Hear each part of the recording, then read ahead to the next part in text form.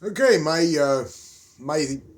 mouth and sinuses are a little dry for this video. This is due to decongestants and Mucinex due to the fact that I was showing symptoms of maybe getting the flu a couple of days ago, and I went to the doctor and they gave me this shot in my hip, and uh, yeah, I'm just kind of dry inside, so I might sound more like Vito Corleone for this video than I do my normal self.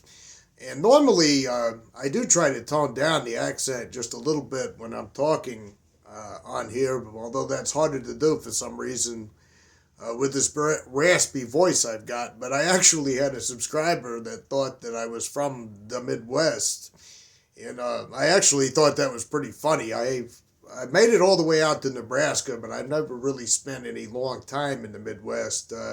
I generally try to tone my voice down when I do these videos because if you were to run into me on the street, you would have a very difficult time understanding me due to the rapid way that I talk. Can tell you a true story, more in my real style of voice and what I'm like on the street. By the one time I was driving and I was far, far away from my home state, and I had stopped in this gasoline station near like Missouri or someplace like that. And I went inside and I walked up to the counter and I said to the guy, "I want $15 worth of gas on pump number 3. I want 3 packs of Marlboro Reds hard, and I want 2 of those lighters too while we got it." And the guy looked at me and he said, "Well, you're hateful and demanding." I'm hateful and demanding.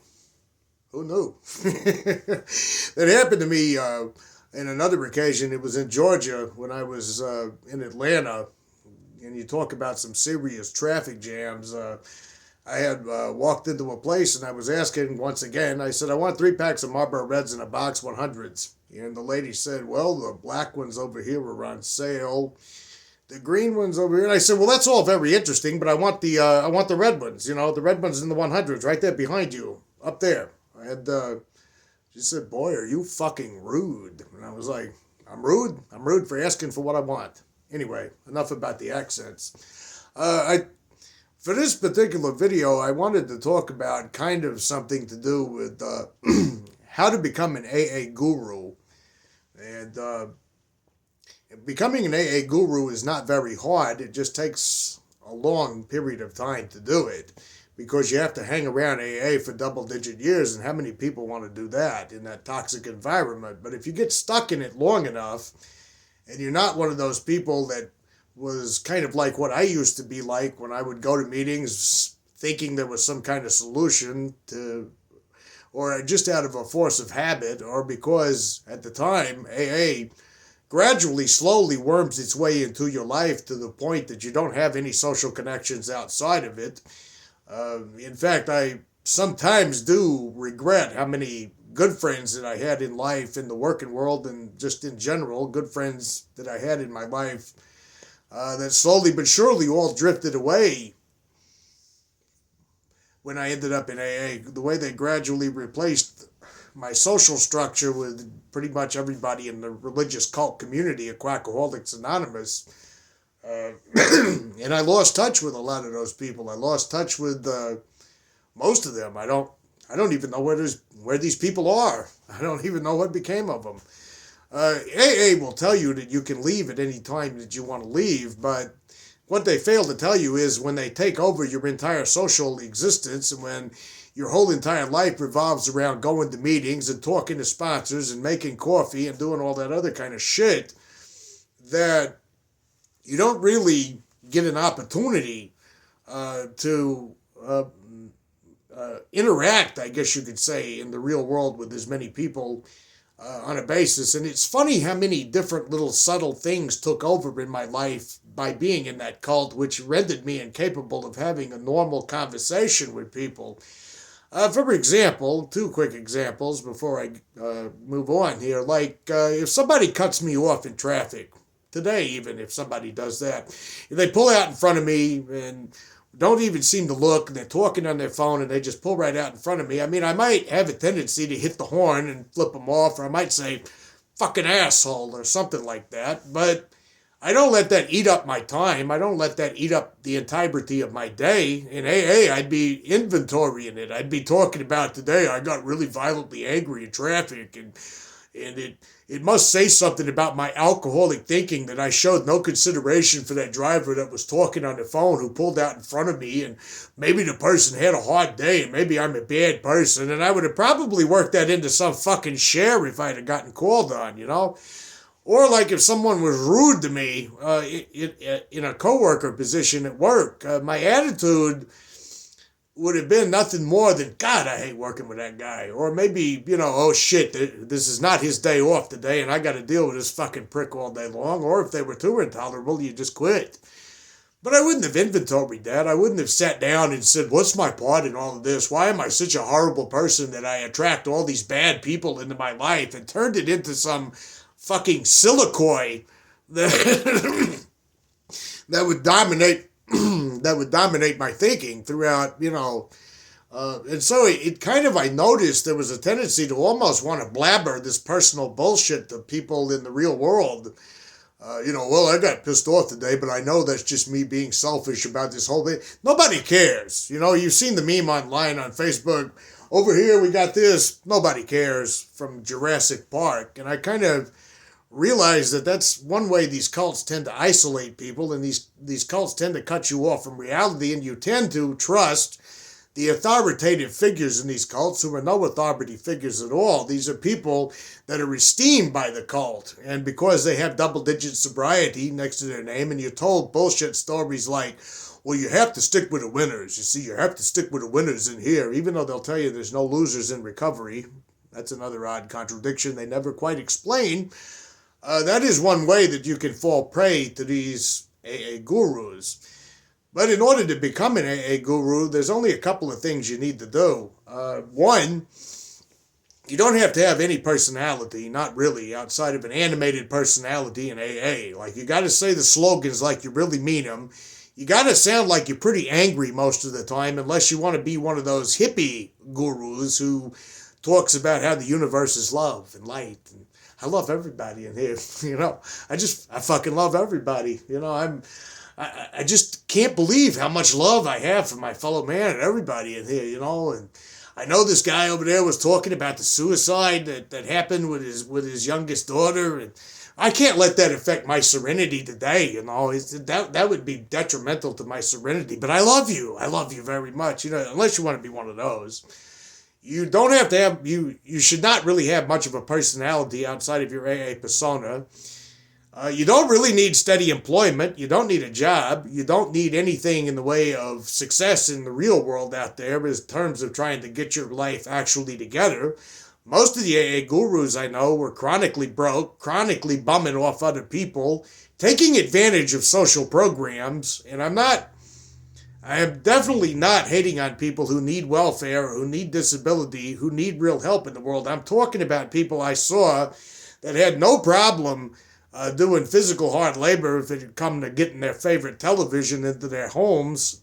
That usually wasn't their homes. It usually was their parents' homes, or it usually was a family member's home, or it usually was some fucking halfway house that they'd been bumming it off of for years. I never saw them having any trouble when they wanted to get violent and confrontational, unless someone called them back on it, and then they would say, wait a minute, I'm disabled, or something like that.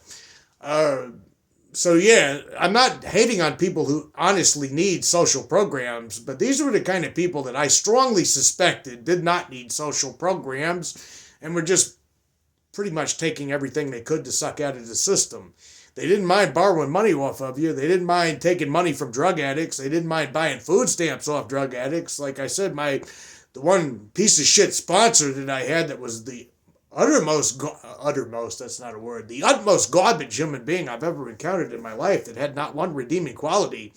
He would buy $20 worth of food stamps off of drug addicts that hung around this little community center, and then he would max out all of the card's earnings, and he would just say, they were stupid for selling it to me. They chose to get addicted, and all that. And then he'd go in meetings and he'd talk about God's grace and how God took care of him and all this other bullshit. So you don't need personality. You don't need success. You don't really need intelligence, because these were some of the stupidest people that I ever encountered, but they sure knew everything about everything. Ancient history, evolutionary biology, molecular cell structure, physics, astronomy, quantum physics, though. They were total experts on it, even though nothing they said ever really jibed outside of some New Age Alan Watts kind of saying. But yeah, so you don't need intelligence to be an AA guru. You just need to know how to recite AA garbage literature, and you need to know how to say every slogan in the right spot, and you need the adoration of the crowd and the group around you, the home group. If the home group is nodding their heads every time you talk, then it's a good sign that you're kind of easing towards guru status. If you're still bumming rides off of people, well, everybody in the group is going to give you a ride because you're the AA guru. They got to do that. They got to bow before royalty. Even though everybody in AA is supposed to be equal, and even though AA is supposed to help the alcoholic who still suffers, the people who are actively drinking, the people who are actively trapped in their addictions, those people kind of get mistreated. Those people kind of get pushed to the background. Those people are looked at as some have to die so that others can live. So each group doesn't really have a primary purpose to carry the message to the alcoholic who still suffers. It just says that, but its primary purpose is to kiss the asses of the elite ruling class that think they're gurus in AA. So if you're a guru in AA, you don't have to worry about running out of cigarettes. You don't have to worry about paying people back if you take money from them because you're excused from all that. You don't have to worry about any kind of legal charges against you for being really creepy with women or men or whatever it is. Because if the women or the men speak up about it, the group will chastise for them because it's a culture of silence.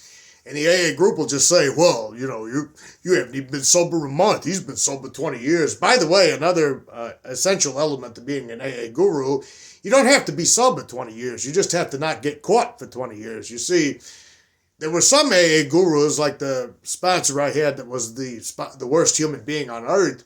They didn't mind popping pain pills. They didn't mind smoking grass under the right conditions when nobody was around, and they would kind of hint at it or dance around the whole entire thing. They didn't mind doing all kinds of other mind-altering substances, but they claimed they never drank, which I kind of believe is bullshit, because you're going to wake up one morning and you're not going to have grass, you're not going to have pain pills, you're not going to have all these other things around you.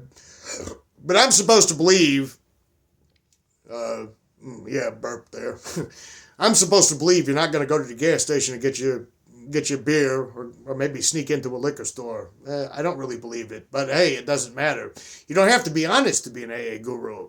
You can lie all you want to. The group has already deemed you above reproach anyway. So how do they find this steady supply of victims that they seem to get? Well, with the cooperation of the group. Like by themselves, in any other normal setting or in a normal environment, they would get nowhere really fast. They'd be the kind of they would be that person that you kind of look at work and you kind of like, that guy just fucking gets on my nerves, Can't we get him moved to a different department? Or if you ran into him on the street, they would be one of those crazy street people that are holding a sign somewhere saying the end cometh nigh, but nobody would give them attention or the time of day. In fact, most of the time, they would have no life or no real identification outside of an audience that exonerates them like AA does.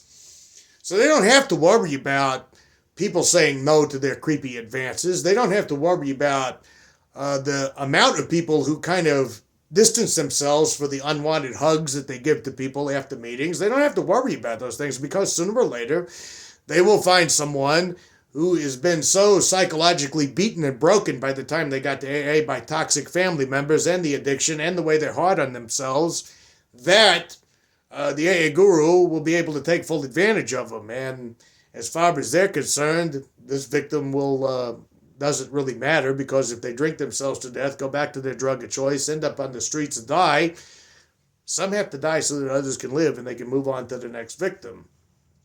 One interesting thing about these gurus that didn't really make a lot of sense to me was until I read a book written by a French guy back in the 19th century, and my voice is going to start giving out, so I'm going to have to go. And like I said, I couldn't tone down my accent for this video because I'm not in full command of my voice.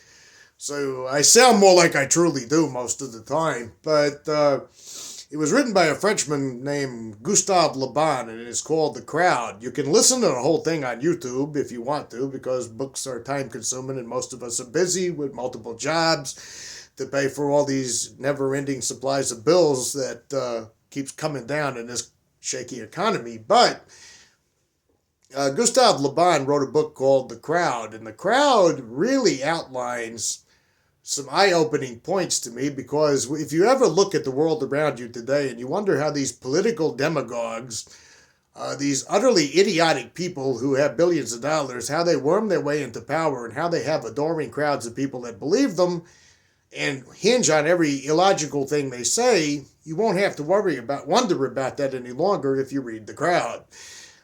Gustav Le Bon figured out something long before the 20th century, long before the dictators, about crowds are not rational. Crowds are not reasonable. They're not persuaded by rational discourse. They're not persuaded by reasons. They're not persuaded too much when you get a crowd of people together who are frenzied and whipped up into a type of rage or whatever it is that the manipulators do with the crowds.